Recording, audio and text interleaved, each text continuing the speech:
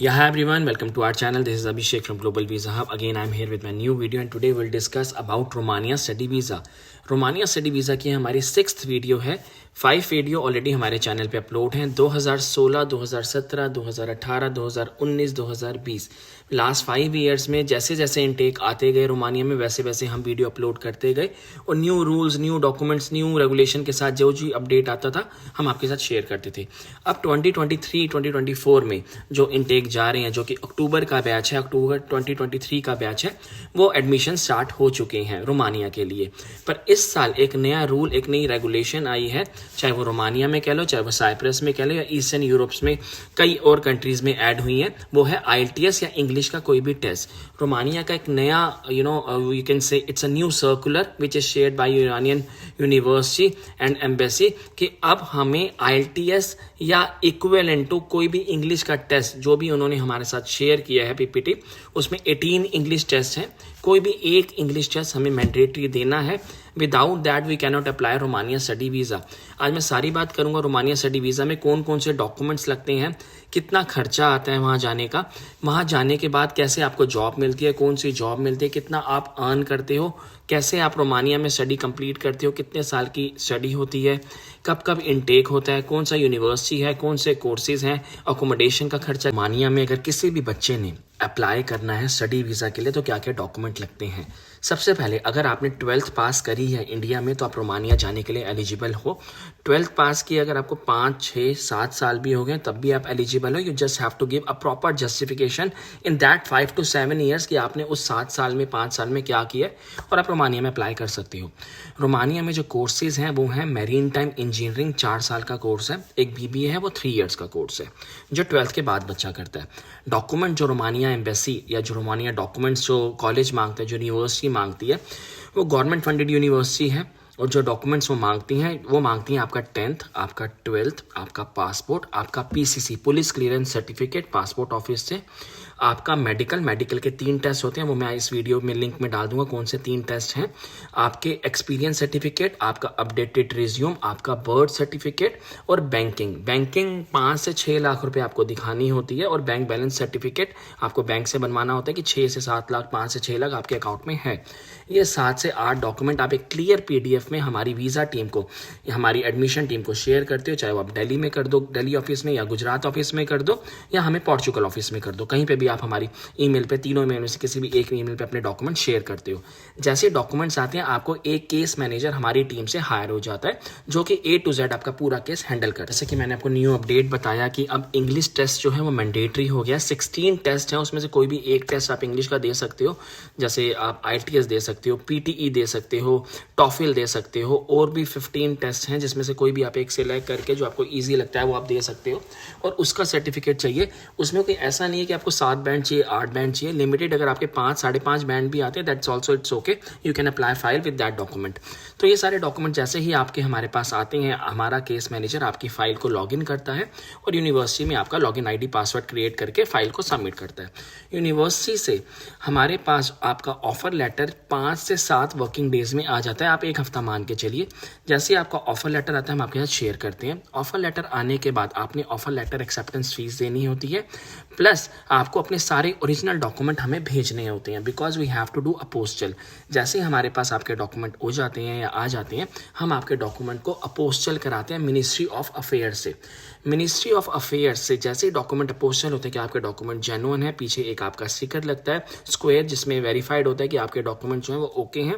उसके बाद हम आपके डॉक्यूमेंट्स दोबारा यूनिवर्सिटी को भेजते हैं कि वो अब आपका LOA अप्रूव करे और LOA अप्लाई करे। LOA क्या होता है? LOA होता है लेटर ऑफ अप्रूवल, जो कि मिनिस्ट्री ऑफ एजुकेशन से आता है कि आपके सारे डॉक्यूमेंट्स ओके हैं and we are giving you LOA that you can file and you can submit your file in embassy. जैसे ही आपका LOA लेटर ऑफ अप्रूवल हमारे पास आ जाता है जो कि 30 से 35 वर्किंग डेज में आता है। LOA आने के बाद हम आपकी फ़ाइल की अपॉइंटमेंट बुक करते हैं एम्बेसी में, रोमानियन एम्बेसी में, क्योंकि अब हमारे पास फ़ाइल पूरी आ चुकी है। LOA आने के बाद हम आपको अपडेट करते हैं कि आप अपनी ट्यूशन फीस कॉलेज के अकाउंट में पे करो, जो कि 3800 यूरोज से 4800 यूरोज होते हैं, डिपेंड ऑन द कोर्स कि आप कौन सा कोर्स ले रहे हो। जैसे ही आप वो 3800 यूरो या 4800 यूरो यूनिवर्सिटी में पे करते हो, हम आपकी फ़ाइल को को बुक करते हैं और आपकी फ़ाइल को लॉक करते हैं, अपॉइंटमेंट बुक करते हैं रोमानियन एम्बेसी में।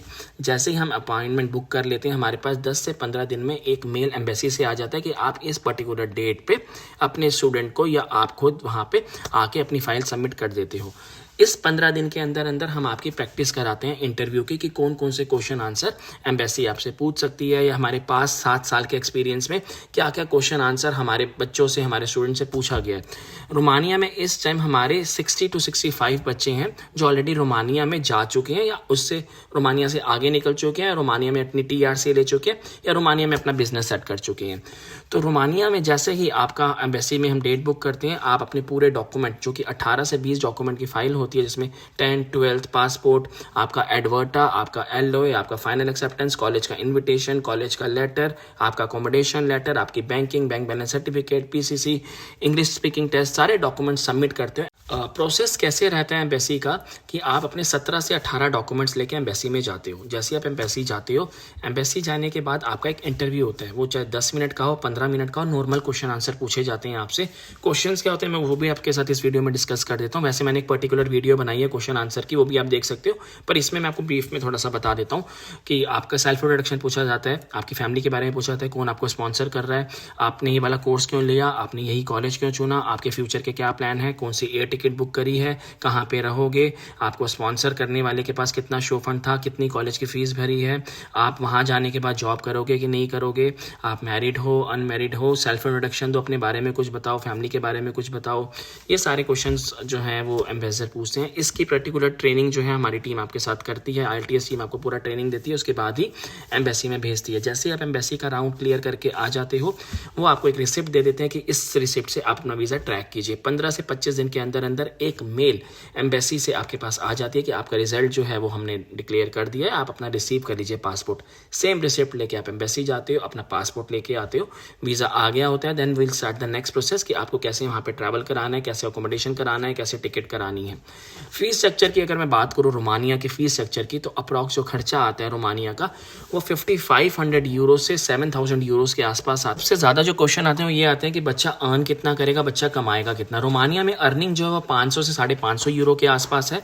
इतना बच्चा ईजिली अर्न कर लेता है। कई बच्चे ज़्यादा भी अर्न करते हैं, that depends on their luck, that depends on their com skills, that depends on their job कि वो क्या जॉब कर रहे हैं। वैसे बोल्ट में, डिलीवरी में, फूड पैकिंग में, इसमें हॉस्पिटैलिटी में, होटल में, क्लब में, रेस्टोरेंट में, इनमें जो बच्चे जॉब करते हैं वो 500 से 550 यूरो कमाते हैं। अब बात करते हैं अकोमोडेशन की, कितना खर्चा आता है। 150 यूरो के आसपास का अकोमोडेशन का खर्चा है रोमानिया में। ट्रांसपोर्ट का खर्चा 50 से 70 यूरो का है, और फूड भी आप मान लो 100 यूरो, मतलब 100 के आसपास मान लो मैक्सिमम शेयरिंग बेसिस पे। तो आपका 20 से 22 हज़ार रुपये पर मंथ रोमानिया में खर्चा भी है।